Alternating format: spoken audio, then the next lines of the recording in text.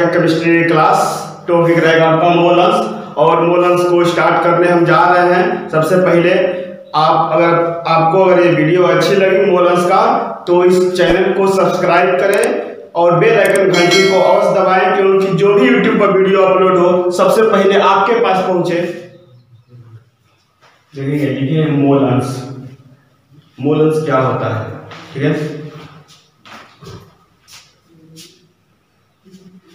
एक बीकर है और इस बीकर में दो पदार्थ है। कितने पदार्थ जी? दो पदार्थ, ए और बी, दोनों घुलनशील पदार्थ हैं। अगर मान लेते हैं एक का विलय, एक विलय है तो दूसरा क्या है? विलायक मान लेते हैं, ठीक है। दो पदार्थ को मिलाकर विलयन को बनाया है, ठीक है ना। तो इसमें से अगर एक पदार्थ की मात्रा हमको पता करना होगा कि एक कितना इसका मात्रा है, यानी मोलों की संख्या कितना है, ठीक है ना। तो उसको हम बोलते हैं क्या जी? मोल अंश बोलते हैं। जैसे परिभाषा लिखे हैं कि विलयन में किसी पदार्थ के मोलों की संख्या, विलयन में किसी पदार्थ के मोलों की संख्या तथा विलयन के कुल मोलों की संख्या को उस पदार्थ की मोल अंश या मोल प्रभाज कहते हैं। इसके कहने का मतलब कि एक बीकर है, एक बीकर में दो पदार्थ ले लिए, ठीक है। एक का नाम है ए और एक का बी। अगर ए का मोल अंश हमको निकालना होगा तो ए का मोल अंश किसका जी? ए का मोल अब बटा क्या होगा? यहां पर लिखे हैं कुल मोलों की संख्या। क्या लिखे हैं? कुल मोलों की संख्या। किसी विलयन में किसी पदार्थ के मोलों की संख्या, कोई भी पदार्थ के मोल की संख्या निकालना होगा तो किसी विलयन में किसी पदार्थ के मोलों की संख्या तथा उस विलयन के कुल मोलों की संख्या को बटा क्या हो जाएगा? कुल मोलों की संख्या, कुल मोलों की संख्या। अगर ए का निकालना हो, किसका निकालना है? क्योंकि विलयन में दो पदार्थ है, कहीं भी दो घटक है। कितना घटक? ए और क्या है? घटक बी। ये हो जाएगा विलयन में घटक ए का मोल अंश, ठीक है। ए का अगर मोल अंश निकालना होगा तो इसका सूत्र होगा ए का मोल बटा कुल मोलों की संख्या, ठीक है ना। उसी तरह अगर बी का निकालना होगा तो बी का मोल बटा कुल मोलों की संख्या। तो ए का मोल अंश, ए का मोल को किससे सूचित करते हैं? एन से सूचित करते हैं। ये हो जाएगा आपका। और मोल अंश हो या मोल प्रभाज हो, मोल अंश को ही कहते हैं मोल प्रभाज, ठीक है ना। तो मोल अंश हो या मोल, इसको एक्स से सूचित करते हैं। मोल अंश को किससे सूचित किया जाता है? सॉरी, मोल को एक्स से सूचित करते हैं, ठीक है ना। अब विलयन में घटक ए का मोल अंश निकालना है, ठीक है। तो ए का निकालना है तो क्या हो जाएगा? यहाँ पर एक्स ए हो जाएगा। क्या हो जाएगा? एक्स ए हो जाएगा इक्वल टू ए का मोल अंश तो हो जाएगा एक्स ए बटा कुल मोलों की संख्या ए और बी है ना, तो हो जाएगा एक्स ए और प्लस क्या जी? एक्स बी, ठीक है। एक्स मतलब होता है मोल, मोल को एक्स से सूचित करते हैं। ए क्या है? इसका घटक इस पदार्थ का, ठीक है ना। तो घटक ए का कह सकते हैं, घटक ए का मोल कह सकते हैं या घटक ए का मोल कह सकते हैं, ठीक है ना। तो एक्स ए बराबर हो जाएगा एक्स ए बटा, जिसको निकालना होता है उसको क्या करते हैं? ऊपर लिखते हैं, ठीक है ना। और टोटल घटक के मोलों को जोड़ के क्या करते हैं? उससे भाग कर देते हैं, ठीक है। अगर उसी तरह बी का मोल अंश निकालना हो, किसका निकालना हो? विलयन में घटक बी का मोल अंश, विलयन में घटक को बोलते हैं पदार्थ को क्या बोलते हैं? घटक बोलते हैं, ठीक है। इंग्लिश में इसको बोलते हैं कंपोनेंट, ध्यान रखेंगे। तो लिखे हैं विलयन में घटक बी का मोल अंश, बोल के डाली मोल अंश, ठीक है। तो क्या हो जाएगा जी? उसी तरह से लिखेंगे ए हजरत यहां पर हो जाएगा, बी का निकालना तो बी ऊपर हो जाएगा, बी का मोल बटा कुल मोलों की संख्या, कुल मोलों की संख्या, मोलों की संख्या, ठीक है। तो बिलियन में घटक बी का मोल, तो मोल को किससे सूचित करते हैं? एक्स से, बी का तो एक्स बी हो जाएगा इक्वल टू बी का मोल, तो हो जाएगा एक्स बी, क्या हो जाएगा? एक्स बी बटा कुल मोलों की संख्या यानी एक्स ए प्लस क्या है एक्स बी, ठीक है। इसको मानेंगे समीकरण क्या? फर्स्ट। इसको मानेंगे समीकरण सेकंड। नोट करेंगे इसको। एक्स ए का मोलस पता चल गया कितना होगा, एक्स बी का मोलस कितना होगा। अगर बिलियन का कुल मोलस निकालना होगा, बिलियन के कुल मोलस,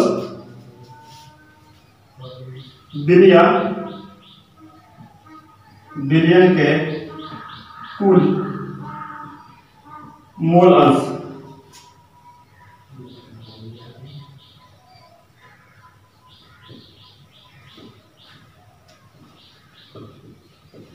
दोनों को क्या कर देंगे? जोड़ देंगे। दोनों क्या कर देंगे?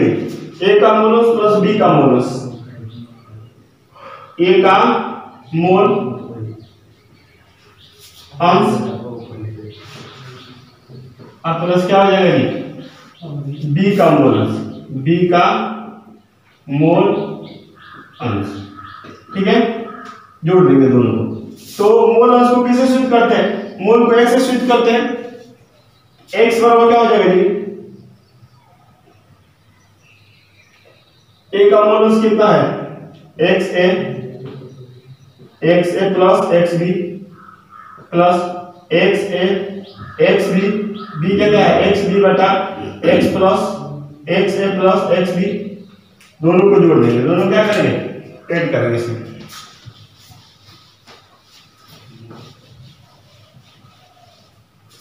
x बराबर हो जाएगा, इसका एलसीएम निकालेंगे, सेम है तो x A plus X B, इससे भाग करेंगे तो कट जाएगा तो बचेगा क्या? 1 से इसमें गुणा करेंगे तो एक्स ए, इससे बस सेम है, दोनों भाग करेंगे तो कट जाएगा, बचेगा 1 से इसमें गुणा करेंगे तो क्या होगा? एक्स बी, दोनों से में कट गया तो कितना है? एक्स का मान। यानी कह सकते हैं कोई भी बिलियन हो, कितना भी घटक से मिलकर बना हो, यानी उसकी मोल अंश की मान कितना आता है? 1 आता है। मोल अंश का मान कितना होगा जी? 1 होगा। अगर वो बिलियन में एक पदार्थ हो, दो पदार्थ हो, तीन पदार्थ हो, ए बी सी, ठीक है ना, कितना भी हो, उसका मोल अंश की मान क्या होगा?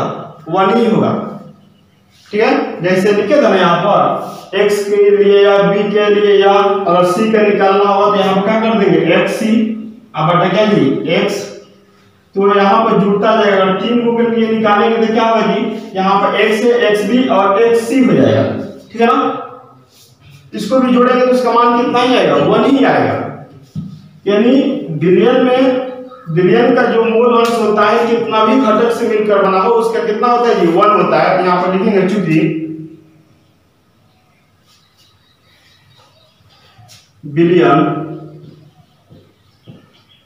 बिलियन में घटकों का मोल अंश 1 होता है। नोट करेंगे। देखें द्रव्य विलयन। द्रव्य विलयन क्या होता है? द्रव्य विलयन में जो विलायक होता है आपका, क्योंकि कोई भी विलयन कम से कम 2 पदार्थों से मिलकर बना होता है। कितने पदार्थों से? 2 पदार्थों से। जो उसमें उसका घटक होता है, एक होता है विलय होता है, दूसरा क्या होता है जी? विलायक। तो द्रव्य विलयन में भी 2 घटक है। कितने घटक है? 2 घटक। विलायक जो होता है द्रव होता है। क्या होता है? द्रव होता है। अब विलय जो होता है, विलय वो क्या होता है? गैस भी हो सकता है, द्रव भी हो सकता है, ठोस भी हो सकता है, ठीक है ना।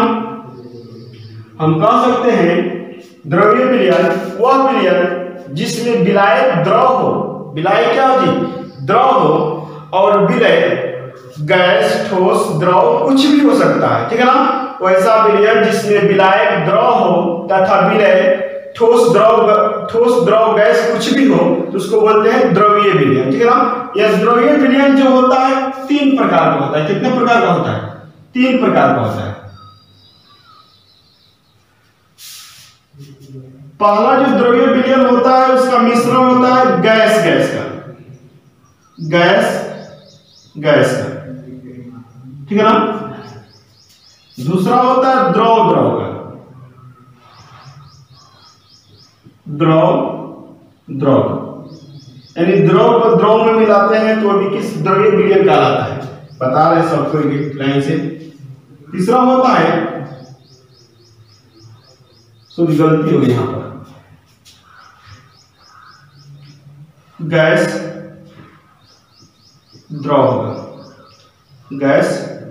द्रव, क्योंकि एक जो विलायक है वो क्या होना चाहिए आपका, द्रव होना चाहिए, ठीक है ना।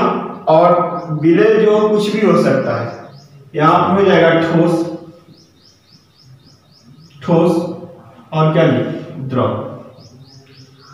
गैस का मिश्रण, देखो यहां पर गैस को मान लेते हैं विलय और द्रव को क्या मान लेते हैं, विलायक। इसमें अब इसको मान लेते हैं विलय और इसको क्या मानते हैं, विलायक। तो सब में देखो विलायक जो है कॉमन होता है, इसीलिए इसका परिभाषा होता है वैसा विलयन जिसमें विलायक द्रव हो। विलायक क्या होती है, द्रव हो, और विलय यानी घुलाने वाले पदार्थ जो होता है वो कुछ भी हो, ठोस द्रव गैस कुछ भी हो सकता है, तो ऐसे विलयन को बोलते हैं द्रवीय विलयन। वह विलयन जिसमें विलायक द्रव हो तथा विलय ठोस द्रव गैस कुछ भी हो, तो ऐसे विलयन को बोलते हैं द्रवीय विलयन। यह 3 प्रकार का होता है। पहला होता है गैस द्रव, ठोस द्रव। यानी गैस द्रव यानी गैस को CO2 को किसमें घुलाएंगे, द्रव में घुलाएंगे, किसमें जी, H2O। CO2 से इसको ऐसे भी लिख सकते हैं प्लस करके, क्योंकि विलयन बना रहा है ना। तो CO2 प्लस क्या हो जाएगा, द्रव, जैसे H2O। यानी CO2 को जल में कैसे घुलाएंगे, जब CO2 को जल में घुलाते हैं तो उस विलयन को बोलते हैं क्या जी, द्रवीय विलयन बोलते हैं। या किसी द्रव को द्रव में घुलाते हैं, जैसे अल्कोहल, क्या जी, अल्कोहल क्या है, द्रव है। इसको जल में घुला देते हैं, किसमें घुला देते हैं, जल में। जल का सूत्र पता है क्या होता है, H2O। ठोस जैसे NaCl क्या है, ठोस है, नमक का सूत्र है NaCl। और क्या लेते हैं, जल। जब गैस को द्रव में घुलाते हैं, गैस को किस में घुलाते हैं जी, गैस को द्रव में घुलाते हैं तो गैस द्रव का विलयन कहलाता है। जब द्रव को द्रव में घुलाते हैं तो द्रव का विलयन कहलाता है। और जब ठोस को द्रव में घुलाते हैं तो उसको बोलते हैं ठोस द्रव का विलयन। यानी तीनों को मिलाकर हम बोल सकते हैं कि द्रवीय विलयन, ठीक है ना। तो गैस को द्रव में घुलाते हैं, गैस को द्रव में कैसे घुलाएंगे, द्रव को द्रव में कैसे घुलाएंगे, तो गैस को जो द्रव में घुलाया जाता है इसको पढ़ने के लिए इसके लिए पढ़ना पड़ता है हेनरी का नियम। किसका नियम थी, हेनरी का नियम, हेनरी का नियम। पेप्सी जो होता है, जब पेप्सी के बोतल को खोलते हैं ना तो उसमें से गैस निकलता है कि नहीं, यानी वह जो गैस होता है उस द्रव में घुला रहता है, ठीक है। तो बताएंगे कि कैसे घुलता है द्रव जो होता है, सॉरी गैस जो होता है कैसे द्रव में घुलता है। द्रव का विलयन, द्रव का जो विलयन होता है इसको पढ़ने के लिए हमको पढ़ना पड़ता है राउल्ट का नियम। किसका नियम जी, राउल्ट का नियम पढ़ना पड़ेगा इसके लिए। राउल्ट का नियम,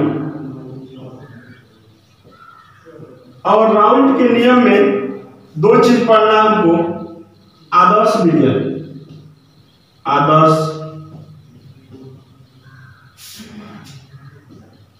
विलयन, और एक पढ़ना इसी में अनादर्श विलयन, अनादर्श विलयन। इसको बोलते हैं आइडियल सॉल्यूशन, इसको बोलते हैं नॉन आइडियल सॉल्यूशन। आदर्श विलयन जो होता है आपका 2 प्रकार का होता है। कितने प्रकार का होता है, 2 प्रकार का होता है।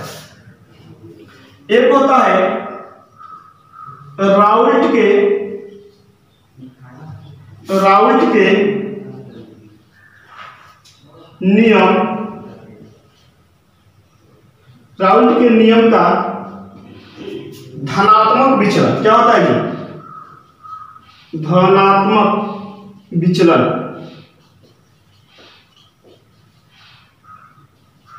और दूसरा होता है अनदर्श विलयन में राउल्ट के नियम का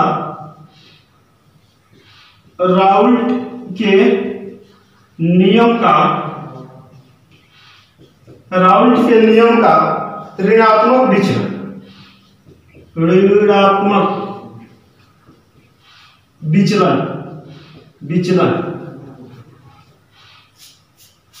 अनदर्श विलयन दो प्रकार का होता है, राउल्ट के नियम का धनात्मक विचलन और दूसरा होता है राउल्ट के नियम का ऋणात्मक विचलन। ठीक है ना? ठोस और द्रव का विषय सब कोई जानता है कि जब नमक को जल में घुलाते हैं उससे जो विलयन प्राप्त होता है उसको बोलते हैं ठोस द्रव का विलयन बोलते हैं। ठीक है ना? इसी में आगे पढ़ना हमको अणु संख्या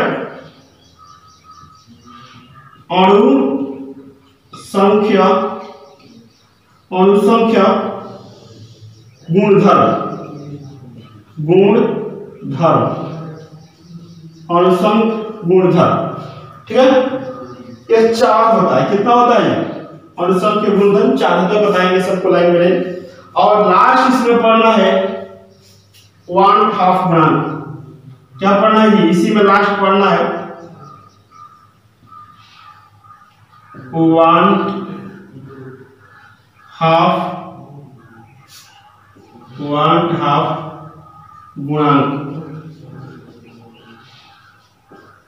1/2 गुणांक पढ़ना है। ठीक है ना? इतना चीजों को पढ़ेंगे line by line. Next video में हम बताएंगे कि गैस को द्रव में कैसे घुलते हैं और हेनरी का नियम क्या है। ठीक है ना? सब लाइन बाय लाइन पढ़ेंगे, इसको नोट करेंगे। Thank you.